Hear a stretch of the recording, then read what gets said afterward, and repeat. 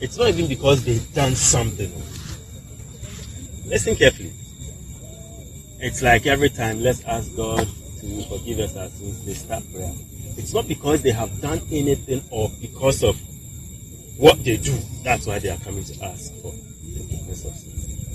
It's because of what they think of. They are sin conscious. So their problem is not because they are sinning. Their problem is because they are sin conscious. We don't ask for forgiveness of sins because we are not sin conscious. You see, so their problem is not every day. Because he gives that impression that it's because they're always asking, it will look like it. That means they're always sinning. It's not because they are sinning. It's because of how they think. So every time they come, oh God, forgive us. Oh God, forgive us. But we are not even thinking it, so we don't even ask it. You get me? We are not thinking it. You know, so sometimes they will think we've done something wrong, and when we come, we won't ask God for. We won't ask. He didn't say, and if you sin. He says, and when you sin. Go and read it. Let me ask you, when was the last time you sinned? You can't remember. It's not because you've not done anything. It's because you are not sin conscious. See, so the problem of the church is not sin as an action. It's sin as a consciousness. Because sin has been dealt with. That's the problem of the church. It's not. It is ignorance. I had one man of God was preaching, and then he asked. It was about 8 a.m. in the morning. Then he asked them. What was the particular question? Was it? Have you asked for forgiveness of sins, or have you sinned something like have you sinned this morning? And everybody's hands went up, including the wife. And he said, 8 a.m. in the morning, time is not even gone. So what cry have you done? And so he asked the wife, so what have you done? And she couldn't say anything. He said it wasn't because she had even done anything. It was because, it's a consciousness. So what? And she couldn't say anything. Then he said, you need to be righteousness conscious. So he said, he asked them, didn't you wake up this morning? Haven't you had your bath? Haven't you eaten? Is that not the right thing to do? Yeah, so you've done something righteous. Wow. Yeah. Why don't you think on those things? Meanwhile, you haven't done anything wrong. Yet when they asked about sin, your hand was up.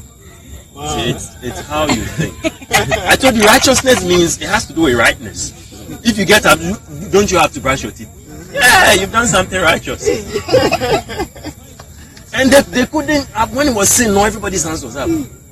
Yet he asked them, what have you done? And they couldn't even tell what they had done. They haven't done anything yet. Their hands, you see, so the problem is consciousness. Truly. That's why it's possible to get to a point you don't sin. Not even in the action sense, but in the conscious. You don't even think it. Seriously, I don't remember the last asking for forgiveness for what? No, really. So it means the more also you are righteousness conscious, the more you manifest who you are in Christ. Which is what? The one born of God does not sin. That's what John said. He says, does not sin. He said, if anyone. No. You see, so sin it is optional now. You do it because you want to. Sin is optional. You are so free, you can choose to sin or not. Yeah, I'm telling you, you are so free, you can choose to sin or not. There's no man obligation.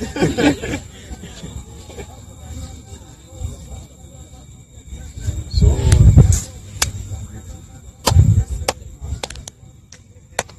he said, and if, that one guy was talking to the babes. He said, if anyone sins, you have an advocate. He didn't say and when. When means it will surely happen. It's a must. If it's conditional. So sin is no more. They will tell you. And sometimes they will say some things. That's why you have to listen to something. They'll say something, then it begins to. Because your mind can relate to such messages. So they will begin to affect your. Hey, Charlie, maybe I've done something. You get me? Because that is what the mind can receive. So as soon as they bring the message to the senses, then it begins to disturb you. You don't have to listen to. It's faith. And faith is nonsense to the senses. So as soon as you want to make sense of forgiveness, listen, let me say, if you want to make sense of forgiveness, it means you must sin. So because you can only make sense of forgiveness when it has to do with sin. So now you are thinking, hey, have I done something? But if you make nonsense of sin, you realize that I don't even think it. We don't ask for forgiveness. Really, even this is a baby revelation. We don't ask for forgiveness. We receive forgiveness. So even when you think you've done something wrong, you know, oh God, please, you say, thank you, Father, I receive forgiveness in your name, and you move on. Because when you ask, you'll be waiting for the thing to come. That alone is a problem. Just to even think, I'm asking, hey, will God forgive me or not? So I'm not asking him, I'm taking it. I don't need his permission. You don't need permission from God for forgiveness. If I've told you, Edward, this thing, anytime you want to take it, do you have to come to ask for permission from me?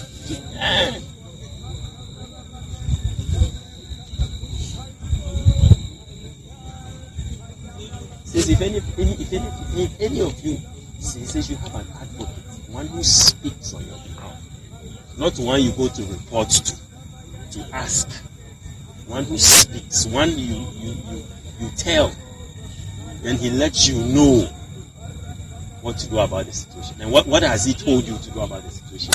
Receive. So forgiveness is not something we ask for.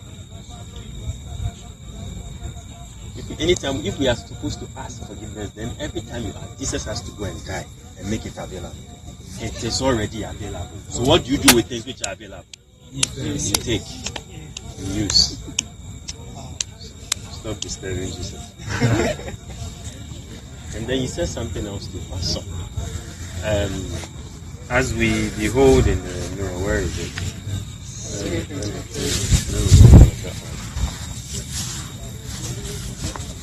It says, but we with our open faces, beholding as in a glass the glory of God, are changed into.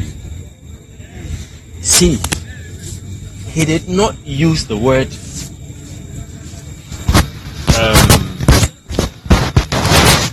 increase. He did not use the word change. Here English chose the word change, which is not right. If the original word was supposed to be changed, it means to make better, to move into a better condition. Oh, he has changed from, he was a bad boy, he has now changed to a good boy. Here, when he was referring to the image and the glory, he used metamorpho. So it means no two glories are ever the same. I said no two glories are ever the same. Really, we don't increase in glory. We change from glory to glory. No two glories. Listen, the glory you are today, if you change, the next time, I can't relate the first glory to the second glory. It's a metamorpho, like caterpillar to cocoon to butterfly.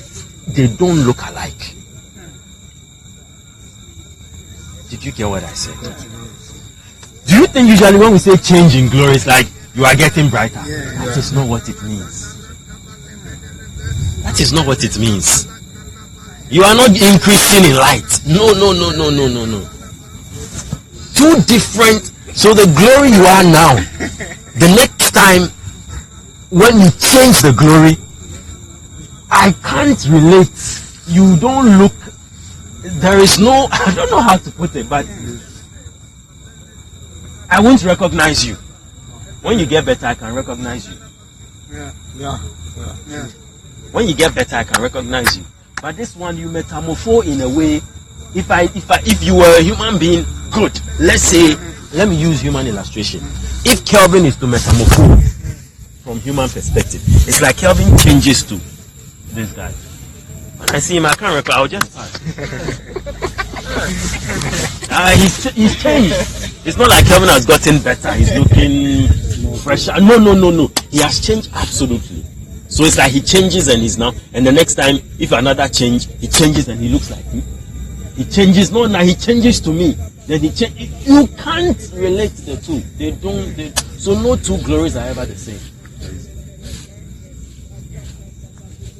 You get me? That's why they said it talks about the stars.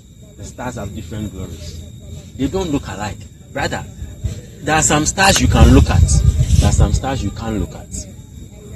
Because no two glories are ever the same. See, so every time we are metamorphosing, it's not we are changing, getting better. That's all. That's how I had been seeing it all this while. But right now, it was just here as he was teaching, and then the Lord just gave me. As you are metamorphosing, listen. And when it gets to a time that metamorpho is intense enough and it affects your body, people see you, they can't recognize you. I'm telling you. You absolute metamorpho. People see you, they can't recognize you. Everything about you. They'll try hard. Hey, is this you? Maybe not necessarily in looks, so not as in your looks changing, no. But no. Hey, is this you? It's clear. So when we say changing from glory to glory, it's not an increasing in the sense of the thing is no. It speaks about ever increasing grace. Right? But when it comes to glory, it is metamorpho. For the grace is not metamorpho. Because it is the increasing in the grace that will cause the metamorpho. You see, because grace is a person. Jesus Christ is the same yesterday, today, and forevermore. But the glory is the... So as you are increasing in the knowledge of God's word, the word of His grace, you are metamorphosing every time. And Jesus is constant. Yet, Jesus is diversely constant.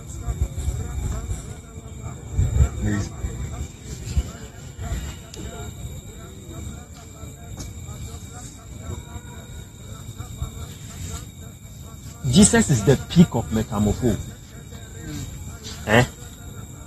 Yet he's constant.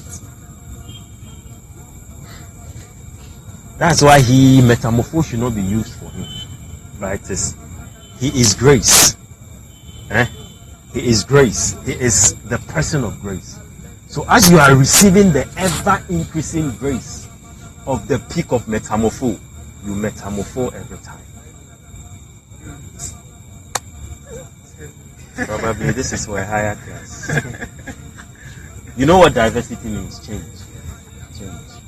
Jesus is the diversity of constancy.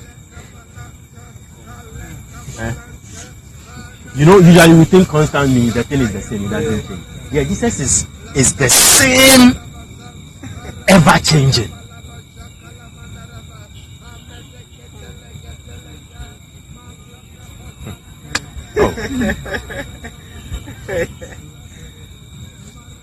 You see, we change, we metamorpho. You get me? And all the metamorpho you would ever metamorpho, Jesus is the metamorpho of it. Do you get me? Easy now, you can get it. But you have to receive his ever diverse constancy to metamorpho. So for him, you don't use metamorpho, you use ever increasing grace. Okay, let's go. Let's go. I don't want to get you to. I will come. Some of these things you don't. The more you explain, the more complicated it becomes. You get me? Don't worry. Some of these things, it is ministered into your spirit. The things I'm sharing with you is not because I understand them from the mind. It's things I'm pulling from my spirit for you. So it is ministered into your spirit. So don't worry. You know, a time is coming, you will just understand. When I talk, you can just relate to what I'm saying. It is well. You see, people, you can't understand if you try from your senses. The wires will tear. Yeah, because see this small thing. What I'm sharing with you, I don't say this small thing I'm sharing with you. Where you are, and people say they want to understand. You charge. The more you know about God, the more you realize you don't know. The more you know about God, the more you realize I need to relax. I need to be cool. Jesus Christ the same yesterday, today, and forever. So he's constant. No. There is no diversity except there is God. And diversity means change. So how can you say Jesus is the same yesterday, today, and forever? So he's ever changing as a constant. Not a constant ever changing. No. He's ever changing as a constant. Constant does not mean something is fixed. No. If I'm moving around in circle every time, it is constant. You catch?